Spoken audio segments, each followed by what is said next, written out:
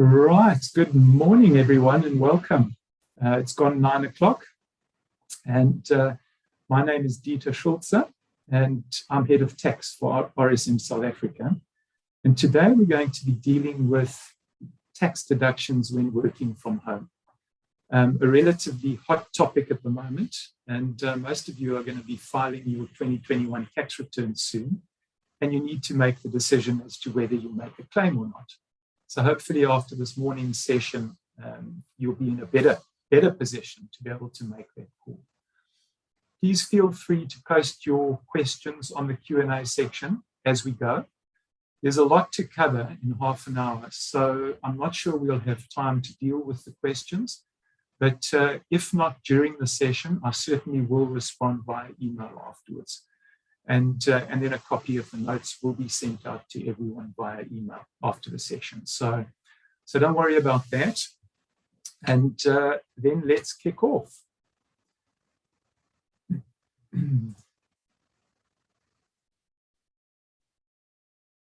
So working from home has become the new norm. You know, with the various levels of lockdown that we've been through, employers have sent their staff home. Some have required their staff to remain at home over an extended period of time, some on a temporary basis. And depending on whether you're working at home temporarily or permanently, that could have a significant bearing on whether you can claim deductions while working at home. So that's an aspect that we're going to touch on through the course of the session. And then, as you will see, there are very specific requirements in order to claim tax deductions, and unfortunately quite limited in the case of employees. And as I said, 2021 is decision time, and hopefully after the session you'll be better informed to make a call on whether you can or can't claim a tax deduction. Looking at the scope of the session, we're only going to deal with employees, both salary and commission earners, and you'll see a subtle difference between the two.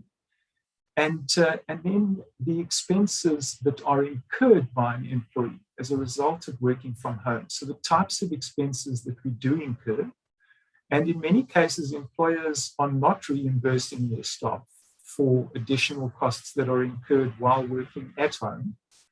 And we'll investigate what the types of expenditure are and what qualifies for deduction.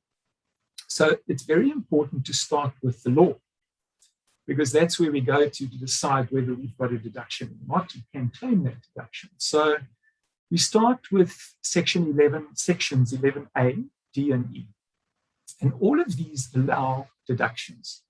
So 11A is the general deduction formula. And it tells us that expenditure actually incurred in the production of income, not of a capital nature, can be claimed as a tax deduction. And then what D does is it extends 11A, and it goes as far as repairs to fixed assets that we use for purposes of earning our income. And 11E allows a wear and tear deduction for fixed assets that we acquire for purposes of our trade or earning our income. So what is important at this point is to understand that 11A, D, and E draw no distinction between the types of taxpayer.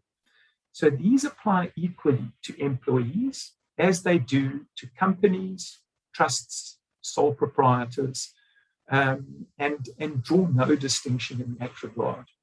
So once we've determined whether we can claim a deduction in terms of 11A, D, or E, we then have to go to the limiting provisions. And those are contained in section 23. And 23B is the section that looks at, or the subsection that looks at, limiting domestic and private expenditure.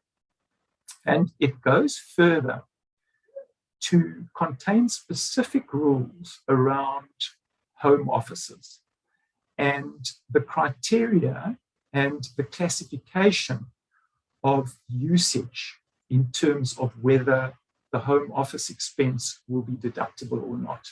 So very important, 23B, in limiting 11A, D, and E.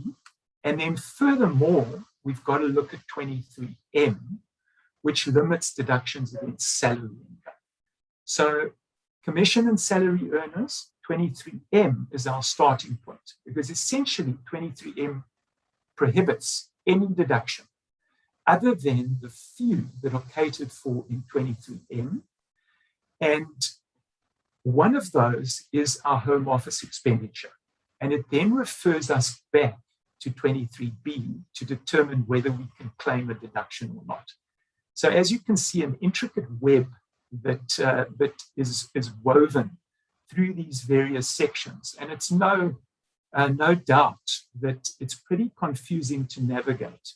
And one of the reasons why this is so complex is in order to determine and which of those sections apply and which limit and which we're allowed is quite difficult.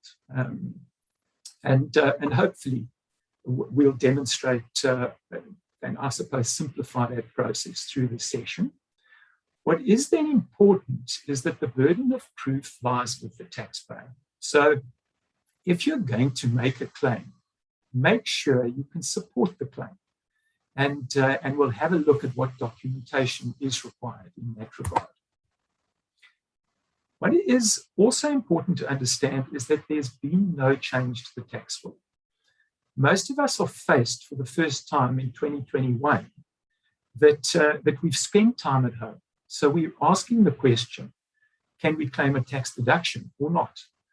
Whereas the law has been in place for a very long time. So nothing has changed in terms of the deductibility and the limitations. 11A, D, and E, and 23B and M.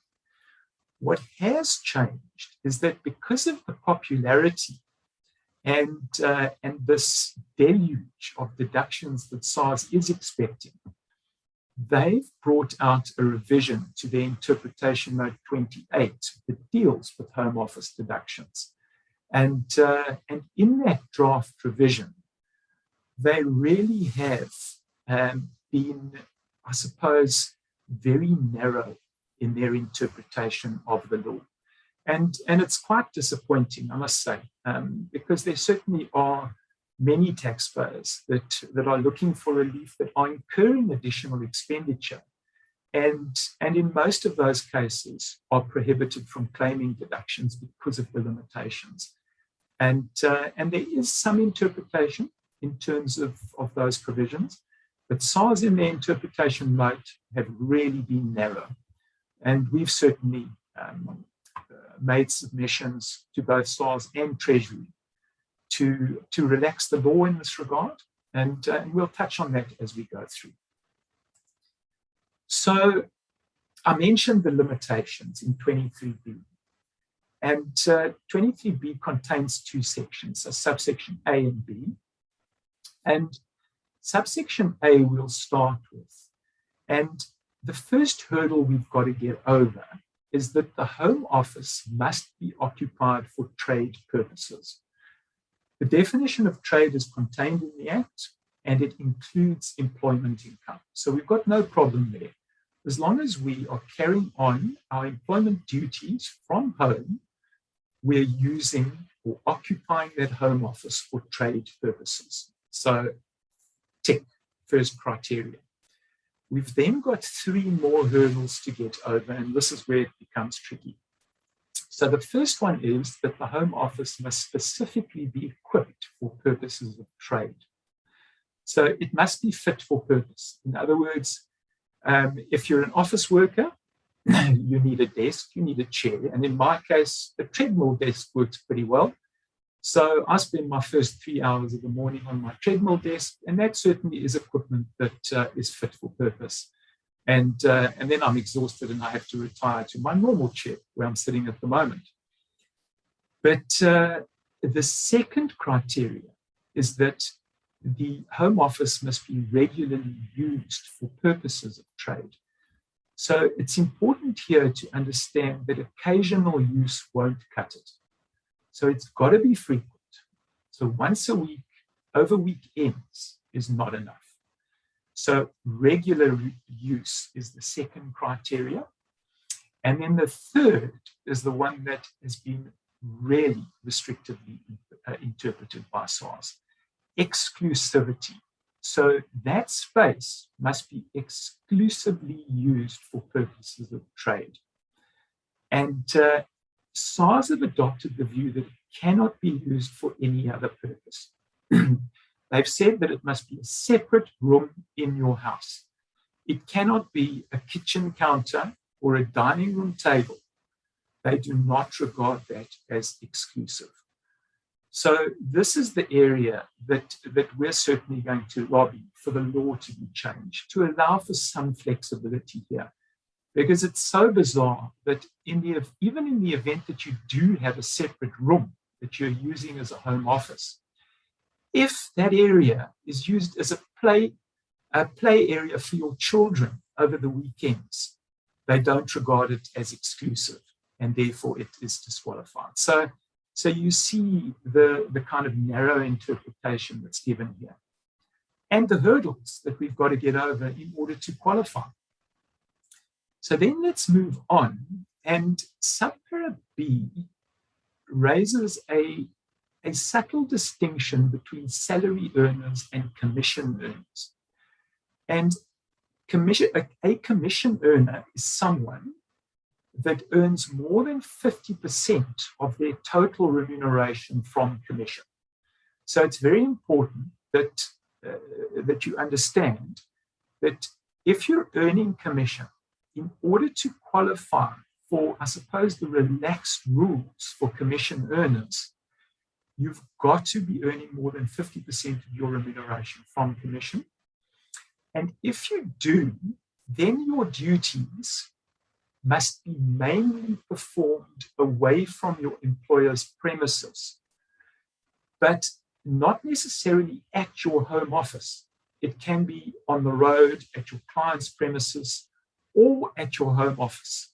So a combination of those, mainly performed away from your employer's premises, will allow you into the home office deduction criteria requirement. And any other employee, in other words, a salary owner, your duties must be performed mainly in your home office. So what SARS look at here is the number of days that you spend at home working from your home office versus working from your employer's premises or elsewhere for that matter. And it's that ratio that SARS look at in determining whether you qualify for the mainly criteria. It's important to understand that your employer doesn't have to make it compulsory for you to work from home. They must simply allow you to work at home. And you've then got to demonstrate that you, in fact, did work mainly from your home office. So that's the simple criteria. There's nothing that the employer does or doesn't do that comes into play. It might be that SARS call for a letter from your employer, but we'll look at that a little bit later. Then we have to look at the nature of the expenditure that we can include. And this is also very specific. And Section 23B, together with Section 23M, need to be looked at in this regard. And they specifically refer to rent in the first case. So if we're renting our home or a flat, and we're using a portion of that as a home office, then our rental we can take into account. In addition, the cost of repairs, but those repairs must bear a relation to the home office. So either specifically, so you paint your walls, for example, or they must relate to the whole house or flat for that matter, in which case you have to then apportion the component that relates to or bears relation to the home office. And we'll look at the apportionment ratio shortly. And then the third classification of expenditure are expenses in connection with the premises. And this is where some confusion lies, because it's those words in connection with that are actually quite narrow. And The types of expenses we're dealing with here are interest on bond, rates and taxes, electricity, levies, cleaning, and insurance.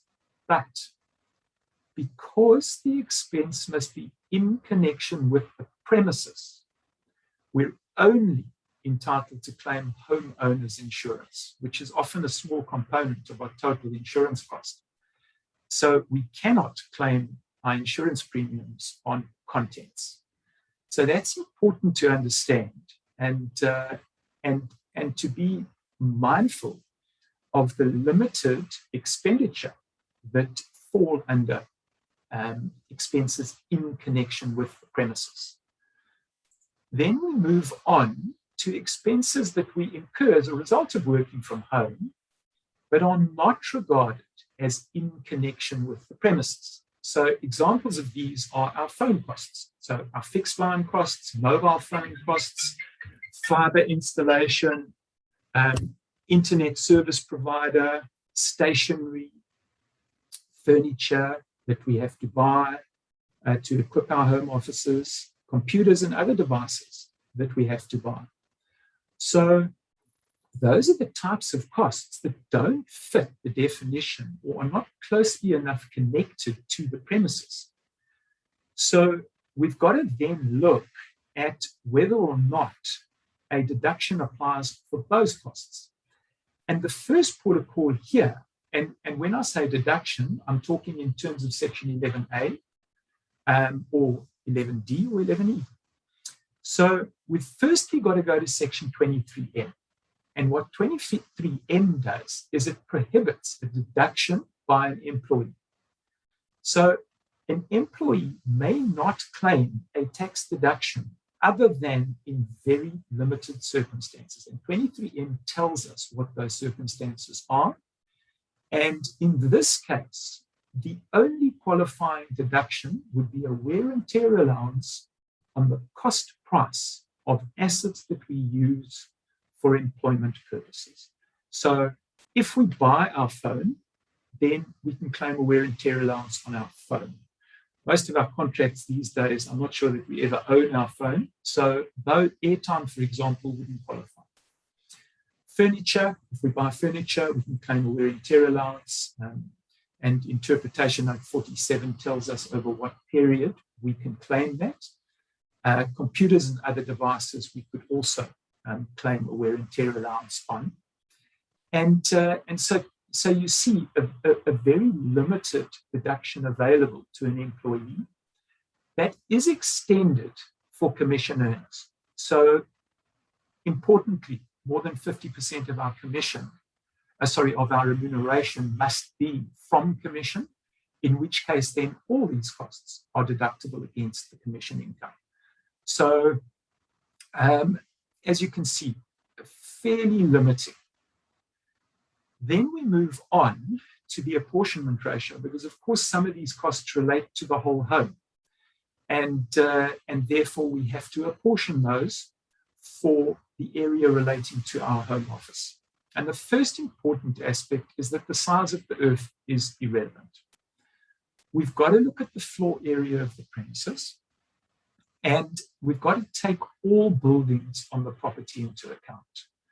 So we can't estimate, we've got to measure, we've got to work on plans, and we've got to work on actual area. Proof is required. So retain those plans, retain those drawings, and you're going to need to provide that information to SARS and proof of that. And then what we do is we take the floor area of the home office as a percentage of the total floor area. And that is what we refer to as our apportionment ratio, and that's the percentage we can claim of expenditure that relates to the whole premises. Let's look at an example of that. Earth size, irrelevant. Our main dwelling, 200 squares, double garage, 30 square meters, flatlet 25. So a total floor area of 255 square meters. Home office is 20 square meters, 20 over 255, 7.84% is the ratio that we can claim. So let's take an example to put this all into perspective. and we'll deal with a little bit of everything in terms of the types of expenses incurred. And let's start with a commission earner. And we're dealing with Mr. C in this case, whose home office apportionment ratio is 7.84%. So he lives in that house that we've just had a look at. And 7.84% is the percentage of the home that his home office occupies. Mr. C is a commission earner, and we see here his commission for the year is 750,000 Rand, and his salary 250,000 Rand. So what we saw previously is that we need to determine whether his commission income consists of more than 50% of his total remuneration. And we'll get to the solution now. Mr. C works from his home office set up for performing employment duties. So it's equipped for performing his duties. His home office is used regularly and exclusively for purposes of his trade. And he works mainly from his home office. So remember those hurdles in 23B that we had to get over. And then Mr. C purchased a laptop for 15,000 Rand, a desk for 10, and chair for 5 to equip the home office.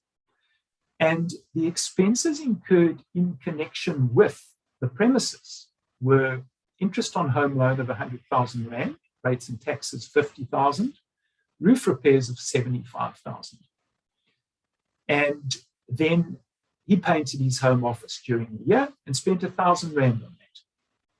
And in addition, he incurs commission-related business expenses of 25,000 Rand for the year on his mobile phone contract, stationery, and repairs to the laptop. So let's have a look at what the solution looks like here. So the first criteria is earning more than 50% of his remuneration from commission. So the limitations of 23M don't apply.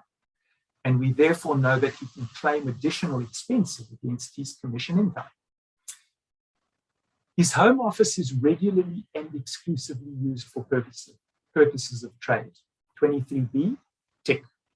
Home office is specifically equipped for Mr. C's trade, tick. Mr. C's employment duties are mainly performed other than in an office provided by the employer, tick. So we're happy we've got over 23B. So we now look at the specific costs, and the commission-related business expenses we can claim 25,000 Rand, and that's in terms of 11A. Because we're not limited. Then, in terms of 23M, we're entitled to claim, and we're not limited to our wear and tear allowance in terms of section 11E, read with interpretation note 47, and on the laptop, we can write that off over 3 years and claim 5,000 Rand per year. Cost of desk and chair, 15,000 Rand. We can write that off over 6 years and we can claim 2,500 Rand a year. Then our home office expenses are our interest, rates and taxes and roof repairs, totaling 225,000 Rand. And those are incurred in connection with the premises, the total premises, and we've now got to apply our apportionment ratio to that. So 225 times 7.84 is 17,640 Rand, and that we can claim as a deduction. And the painting of the home office, importantly, we don't have to apply the apportionment ratio to, we can claim 100% of, because that was specific to the home office, and we can claim 1,000 Rand there. We now move to a salary earner with the exact same facts, other than the commission versus salary ratio is now inverted. So salary of 750,000 Rand for the year versus commission of 250,000 Rand. So importantly here, our 50% criteria is not met, and therefore our 23M limitations apply, and we're limited to very specific home office expenses only and our wear and tear deduction. So the rest of the facts are identical here. The But let's move on to the solution. And quite importantly, Mr. S can't claim any of those commission-related expenses. The 11E deduction, the wear and tear on the laptop and desk and chair, do apply. And the home office position is identical because we get over all those hurdles in 23B. The usage criteria, the mainly duties and specifically equipped, all of those criteria are met, and as a result, the same claim can be made by Mr. S as for Mr. C. Then let's look at how we claim these deductions on our tax returns.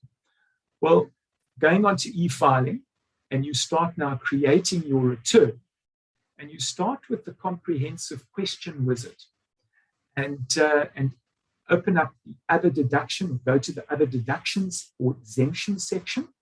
And there's a question there: did you incur any expenditure that you wish to claim as a deduction that was not addressed by the previous questions? And you select yes. That opens up a container for other deductions or exemptions.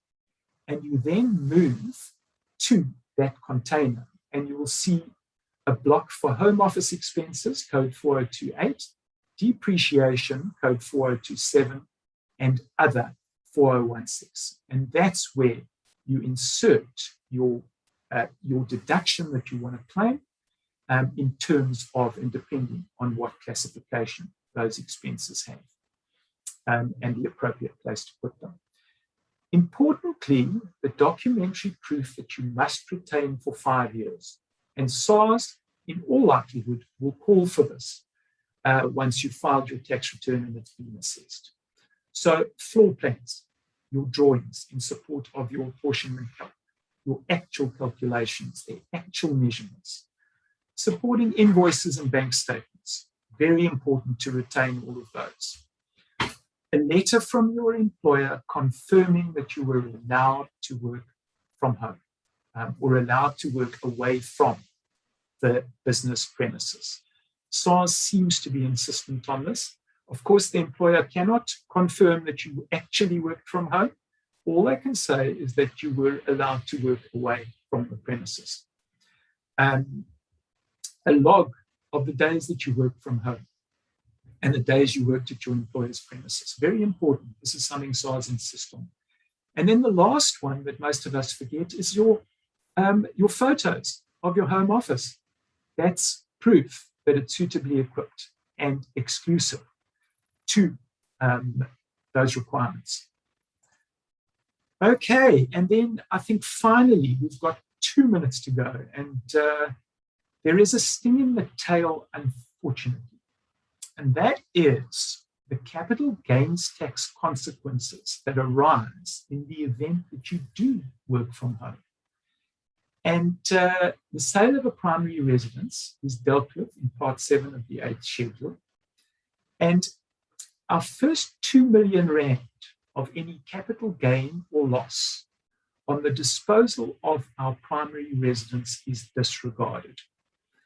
And what is important is that if our primary residence or our home was used partially for purposes of carrying on a trade, the gain or loss must be split between the trade use and the primary residence use, and we only get our 2 million rand exclusion against the portion that relates to the primary residence.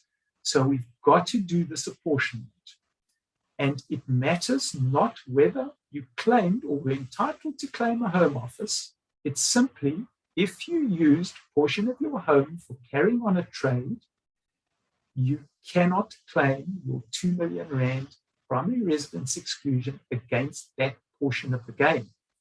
So let's have a look at an example finally and how this plays out. So Mrs. P sold her primary residence for 4 million rand and made a gain of 1.5 million. She owned the property for 15 years and used 20% of the floor area as a home office from which she worked for 5 of the 15 years. So you can see here 20% of the premises, 5 years she worked from home, so used it for trade purposes. So we've now got to apportion our capital gain. So the 1.5, we firstly apportion for the years that it was used for business purposes, 5/15. We then further apportion that for the home office portion of the house, 20%. So 100,000 Rand of our gain relates to business purposes. So we deduct 100,000 from the 1.5. So 1.4 relates to our primary residence. And our 2 million Rand is applied to the 1.4 million, and of course limited to the 1.4. So there's no gain on the primary residence portion, but we have to include the business portion, the 100,000. We get our annual exclusion of 40,000 Rand, and that leaves us with an aggregate capital gain that we have to include the inclusion rate of 40%. So 24,000 Rand is added to Mrs. P's other taxable income and taxed accordingly at her marginal rate.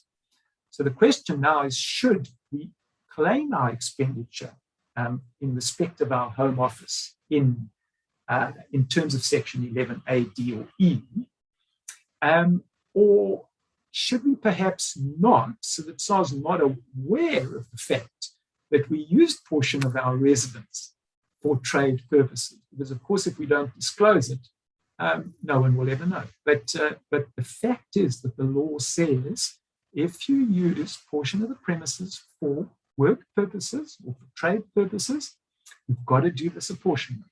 So quite interesting. But certainly, whether or not one goes with the claim in terms of 11A, D, or E, or whether you and then apply this CGT implication, I think one has to look at the extent of the claim that you can make, and often that gives you a deduction at your marginal tax rate, whereas your capital gains tax rate is lower. But certainly that is a calculation that you have to run to determine which is best. So I think I'm out of time, and I will get back to you via email on your questions. So thank you for your time, and thank you for your attention, and enjoy the rest of your day.